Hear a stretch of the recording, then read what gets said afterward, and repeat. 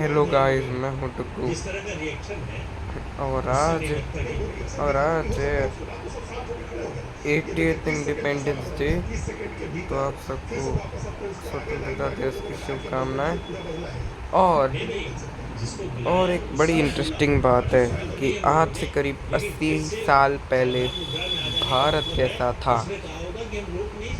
आप उसकी वीडियो देखिए, फिर उसके बाद मैं आपको बताऊंगा कि फिर उसके बाद मैं आपको एक सरप्राइज दूंगा। तो आप पहले उस वीडियो को देखिए, फिर उसके बाद मैं सरप्राइज दूंगा। और उससे पहले एक बात, फिर उसके बाद मैं आपको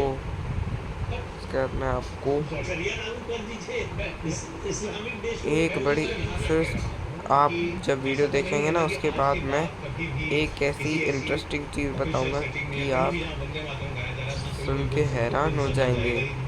तो गाइस, आप देखिए वीडियो को, तब तक के लिए बाय।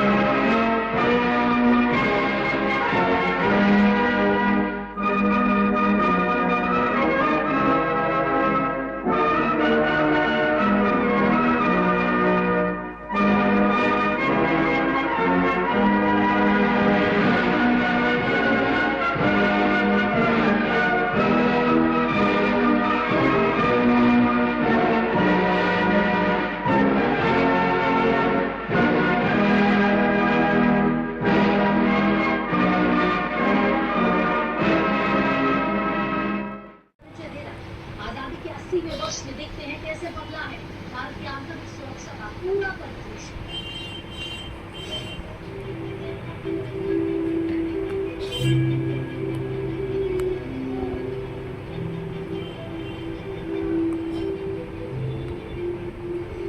आजादी के बाद से लेकर आज तक भारत की आंतरिक सुरक्षा के मायने पूरी तरह बदल गए।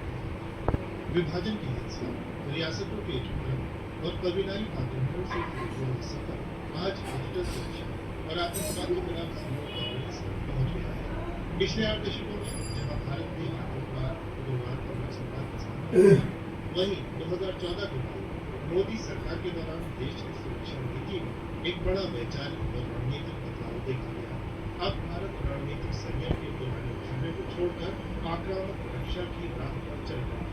सर्जिकल स्ट्राइक और बालाकोट एयर स्ट्राइक इस नए युग के प्रतीक है। इन कार्रवाइयों ने ये जता दिया कि भारत अब आतंकवाद को कतई बर्दाश्त नहीं करेगा और सीमा पार जाकर दुश्मनों के घर में घुसकर माकूल जवाब देता है।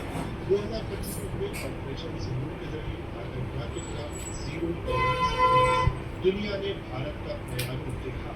इस नीतिगत बदलाव ने वैश्विक स्तर पर भी आतंकवाद के खिलाफ भारत के आत्मरक्षा के अधिकार को एक मजबूत संप्रभु देश के रूप में स्थापित किया है।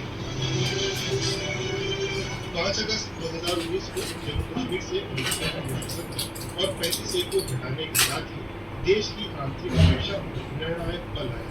370 के खात्मे के साथ जम्मू कश्मीर के इतिहास में एक नया अध्याय लिखा जा रहा है। जो कभी असंभव लगता था, आज नया जम्मू कश्मीर बनकर सामने आ रहा है। जम्मू कश्मीर में अब न केवल आतंकवाद का खात्मा हो रहा है, बल्कि पत्थरबाजी के अध्याय का अंत हो गया है। जम्मू कश्मीर में विकास की नई इबारत लिखी जा रही है। लाल चौक पर तिरंगा लहराना और पर्यटन का रिकॉर्ड स्तर पर पहुंचना आतंकवाद पर जीत का प्रमाण है। आंतरिक सुरक्षा के मसले पर बड़ी कामयाबी नक्सलवाद के मोर्चे पर मिली और देश नक्सलवाद से लगभग मुक्त हो गया। मोदी सरकार ने नक्सलवाद के खिलाफ निर्णायक कार्रवाई करते हुए 2025 में इसके लिए राष्ट्रीय नीति एवं कार्य योजना को मंजूरी दी। 24 अगस्त 2024 को भारत सरकार ने देश को 31 मार्च 2026 तक नक्सल मुक्त बनाने का लक्ष्य निर्धारित किया। तेज किए गए सुरक्षा अभियानों, पुख्ता समन्वय, अवसंरचना का विस्तार और त्वरित विकास आउटरीच के जरिए ये लक्ष्य समय पर प्राप्त हुआ। 2014 में भारत के 126 जिले वामपंथी उग्रवाद से प्रभावित थे, जबकि 2026 तक ये संख्या घटकर केवल 2 जिलों तक रह गई। अगर बात नक्सलवाद से सबसे अधिक प्रभावित जिलों की करें तो ये संख्या भी 35 से घटकर 0 हो गई है, जिससे सुरक्षा परिदृश्य में एक निर्णायक बदलाव दर्ज हुआ है।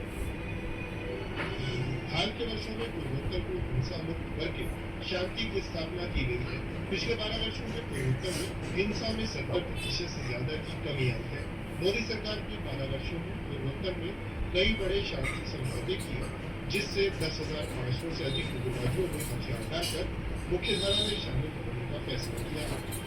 पूर्वोत्तर क्षेत्र लंबे समय से उग्रवाद और आर्थिक संघर्षों से प्रभावित रहा है।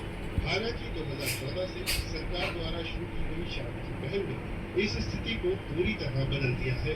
मोदी सरकार ने सिर्फ सैन्य ताकत पर ही नहीं, सीमा पर बुनियादी ढांचे को मजबूत करने पर भी जोर दिया। 2020 के बाद भारत ने LAC और LOC पर सड़कें, सुरंगें, पुल, हवाई पट्टियां और संचार नेटवर्क तेजी से विकसित किए। सीमावर्ती इलाकों में कनेक्टिविटी बढ़ी। प्रधानमंत्री नरेंद्र मोदी बार बार कह रहे हैं, समृद्धि का रास्ता सुरक्षा से होकर गुजरता है। पिछले 12 वर्षों में भारत की सुरक्षा नीति में यही सोच दिखाई देती है। आतंकवाद पर सख्ती, सीमा पर मजबूती, नक्सलवाद पर निर्णायक कार्रवाई और जम्मू कश्मीर में बदलाव की नई कहानी। एक ऐसा भारत जो अब सिर्फ अपनी सीमाओं की रक्षा नहीं करता, बल्कि दुनिया को अपनी ताकत का एहसास भी कराता है। Bureau report.